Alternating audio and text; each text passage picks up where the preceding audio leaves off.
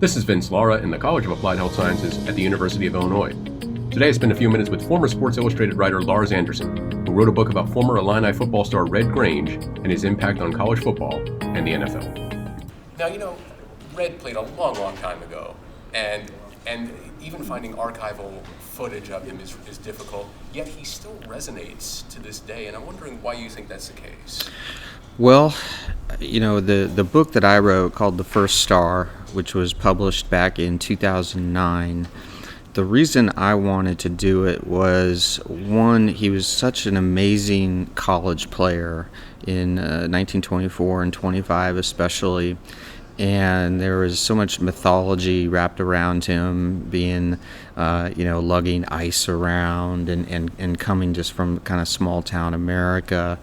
Losing his mom when he was 5 years old. He went through a lot of personal struggles, and then the fact that he turned pro right after his first college game with first college player to have an agent, C.C. Pyle, and the deal that Pyle cut with George Halas, and then that barnstorming tour that they went on. I think he played his first game on the tour 5 days after his final college game, and just going across the country. And, he was such a mythic figure at the time because people couldn't see him play. How people knew about him was in movie houses, movie theaters. But before the main show would play, they would often show highlights of football games. And Red just captured the imagination, especially after the 1924 Michigan game when he scored 6 touchdowns. And people just wanted to see him play. And he was so popular that George Halas and there were even other owners in fledgling NFL who really wanted him on their team. And so Pyle and Halas arranged this barnstorming tour. In the sort of thesis of my book, and I think it's accurate, that it was that tour which launched the NFL and saved the NFL. The marquee game of that tour took place in New York City, the Polo Grounds, and the owner of the Giants was, I think his last name was Mara, and it's still in the family. The Mara family still owns the Giants.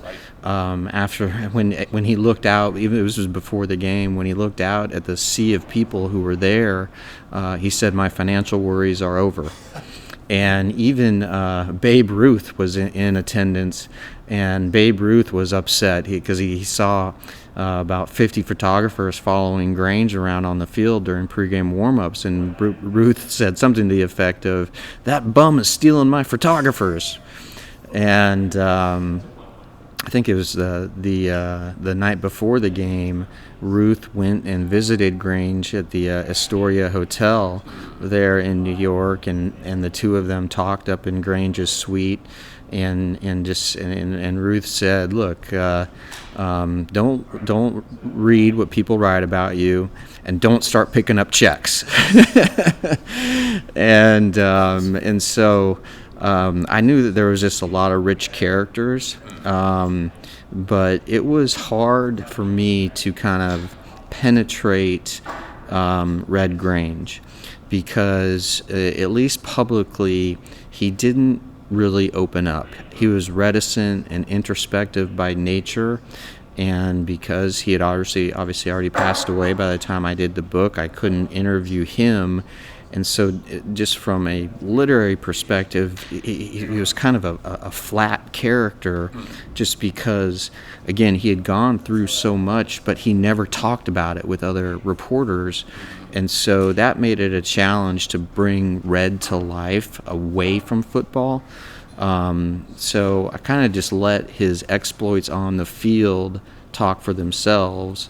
And then also just the fact on this barnstorming tour, there was record crowds everywhere they went, and it gave the NFL a sense of legitimacy, because you have to remember back in 1925, the NFL was considered seedy and untoward, and it was like the equivalent of how we view sort of roller hockey today. Yeah. And it was Red who gave the NFL legitimacy and credibility. And without him, again, you could make the argument that the NFL may not exist today. But that tour, I think it was 19 games in 31 days, and this is just off the top of my head, that tour ravaged him physically. And he was never the same player again after that tour.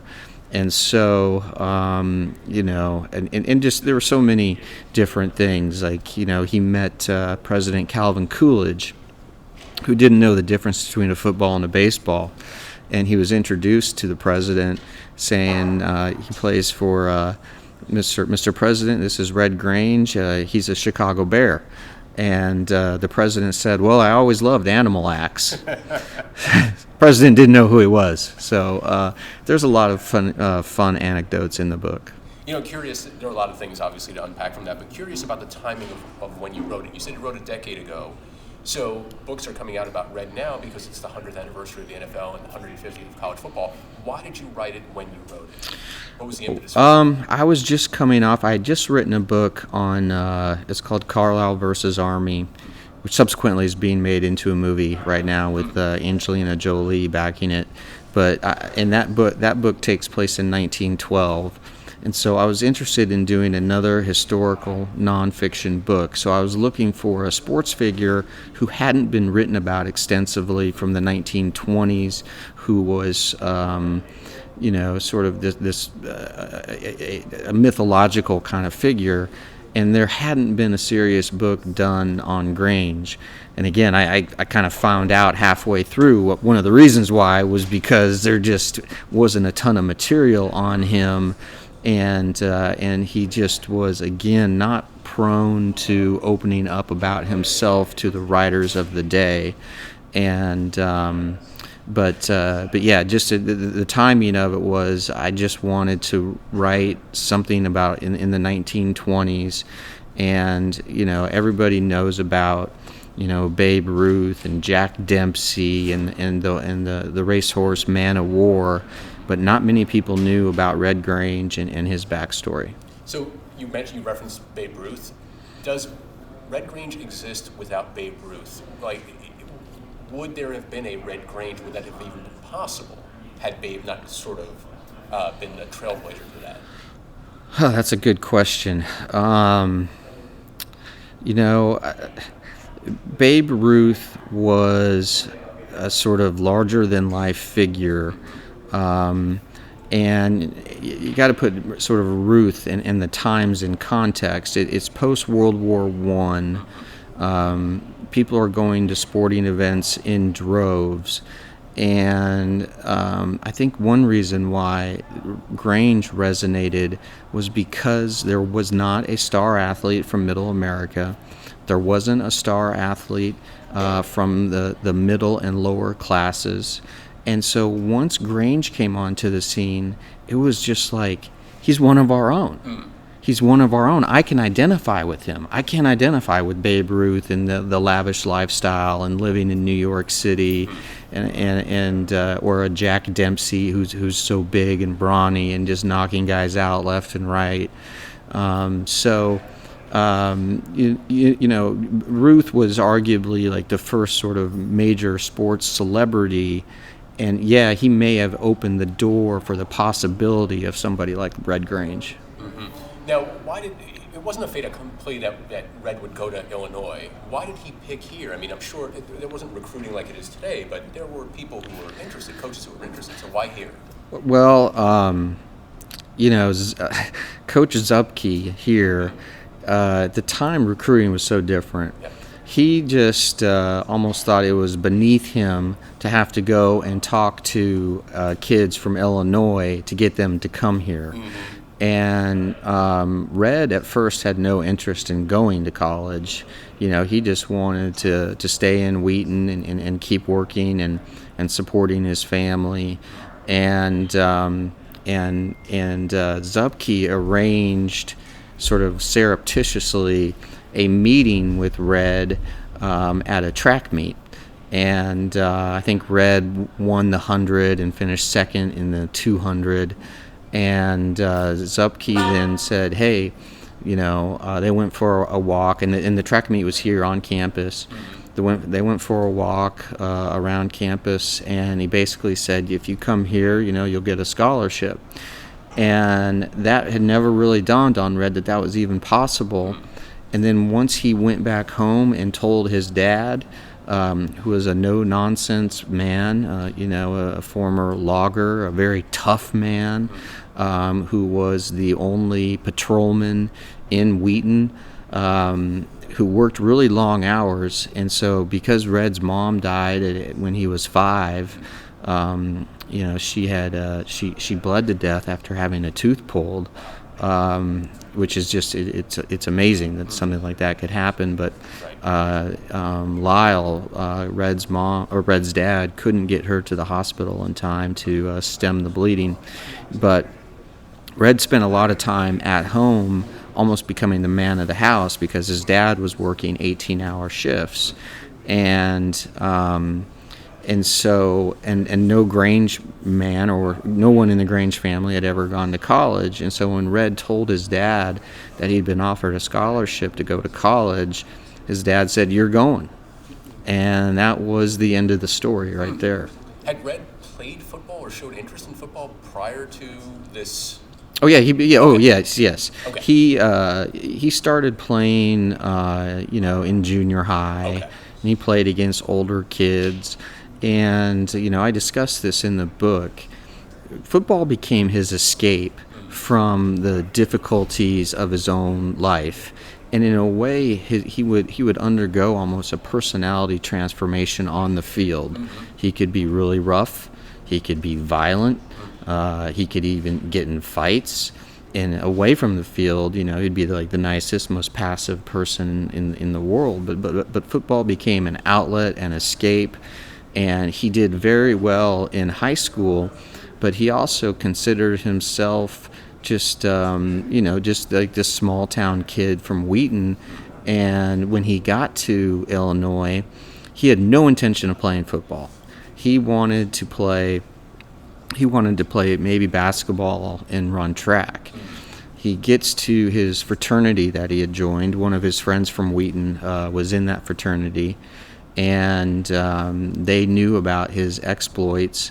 And so they said, "Okay, you're going. You're going out to tryouts." And Red gets over there, and he sees how big everybody is. Red only weighed about 160 pounds at the time.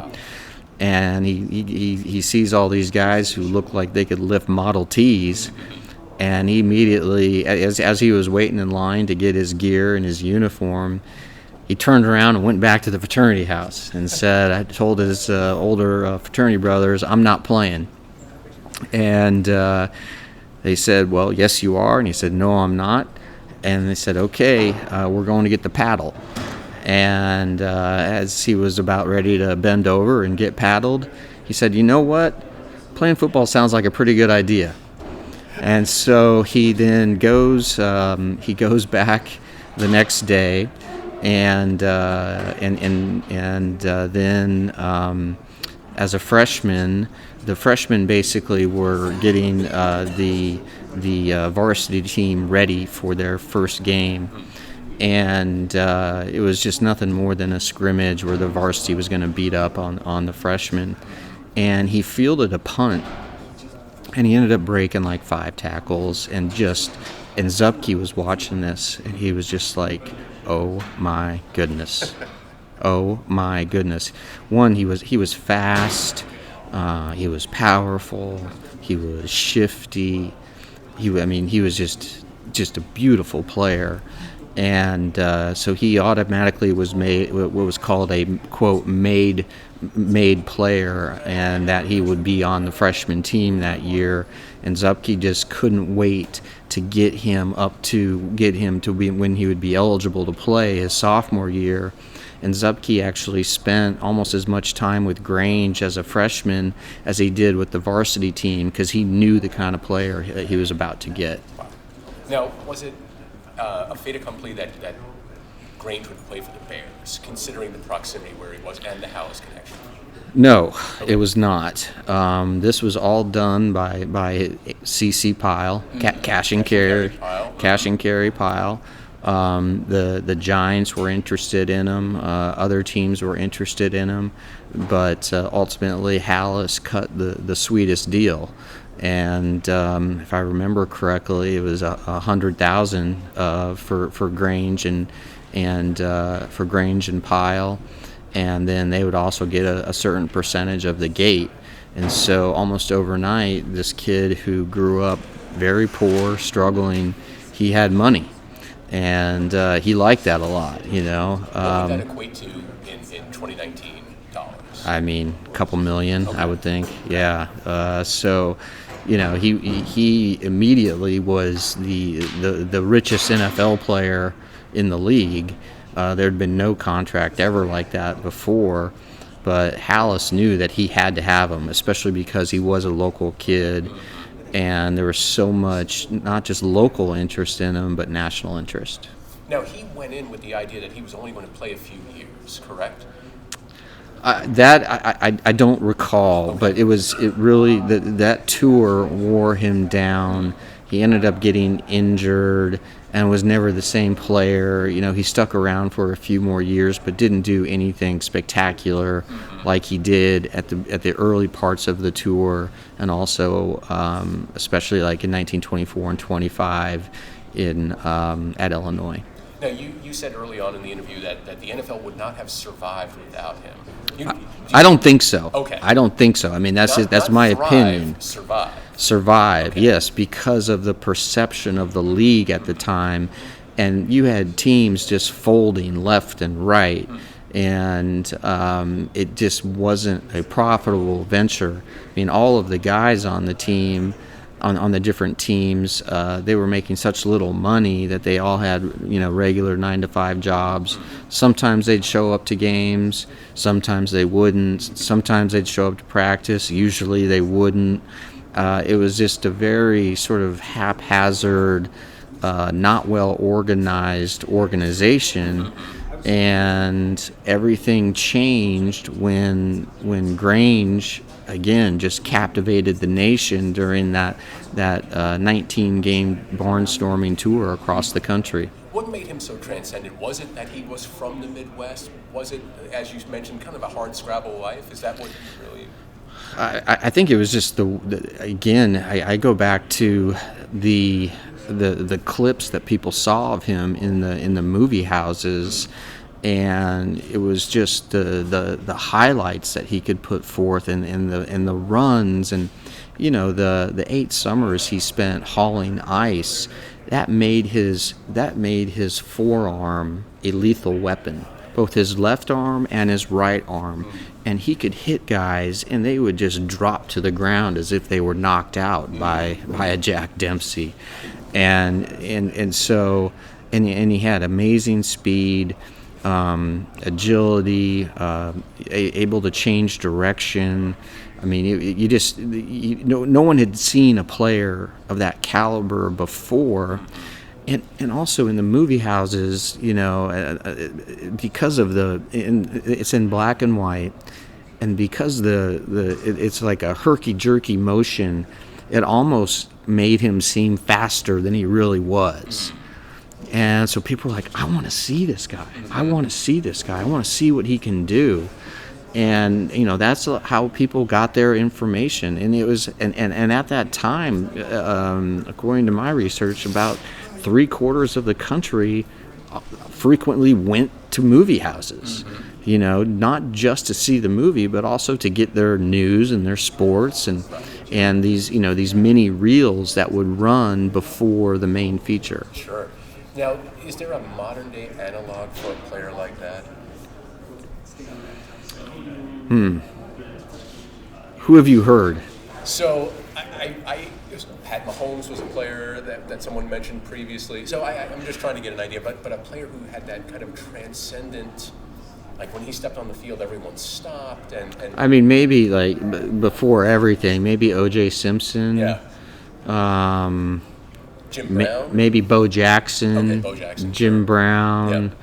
Red wasn't as big as either Bo Jackson or Jim Brown, but I would say, O.J.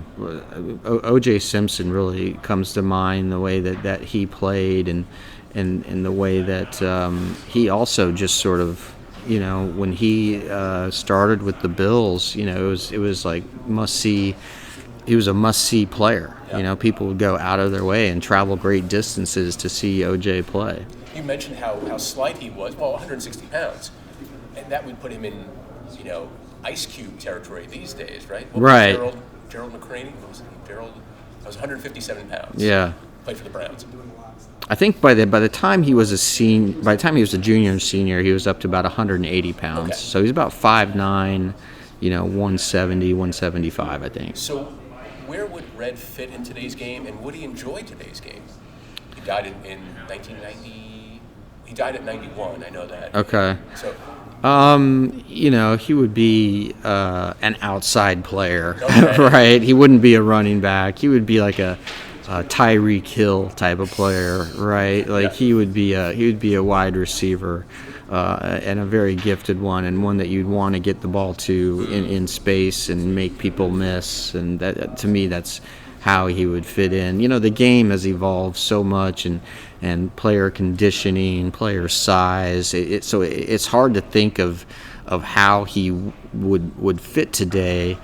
But if he had started doing like real rigorous conditioning, now you have kids who have their personal coaches at age 10. If Red had all of that, there's no telling. But I think he would be a perimeter player, either a wide receiver or a slot wide receiver. He saw the game, he saw the Super Bowls and everything. Do you think that he enjoyed what football became? That's a tough question to answer, because I really end the book just with the end of the tour. I think he was involved with the game to a degree after he retired. The game has evolved so much since he was playing and running, the single wing and all of that. But yeah, I think so. Again, football gave him so much. He appeared in movies, and his teammates started calling him Rudy after Rudolph Valentino. And it's hard for me to imagine him being dynamic on screen, but he was a classically handsome guy, and also I think what also contributed to everything was the nickname, the Galloping Ghost, and it was so appropriate on so many levels, and people just wanted. Again, they wanted to see it with their own eyes. It's like I'm reminded just of, in my own experience, of when Mike Tyson was at his prime. And I was living in New York, and I was able to see Tyson fight a couple times, and there was just nothing like it. There was nothing like it just didn't translate well on television. The sense that you got when Mike Tyson is walking into the ring, and the anticipation of the crowd, the roar of the crowd, and the other poor guy that he's about ready to fight is already in the ring looking at Tyson coming at him, and that this guy's about ready to get destroyed. I think Red Grange had a sort of similar effect on people. My thanks to Lars Anderson. This has been A Few Minutes With.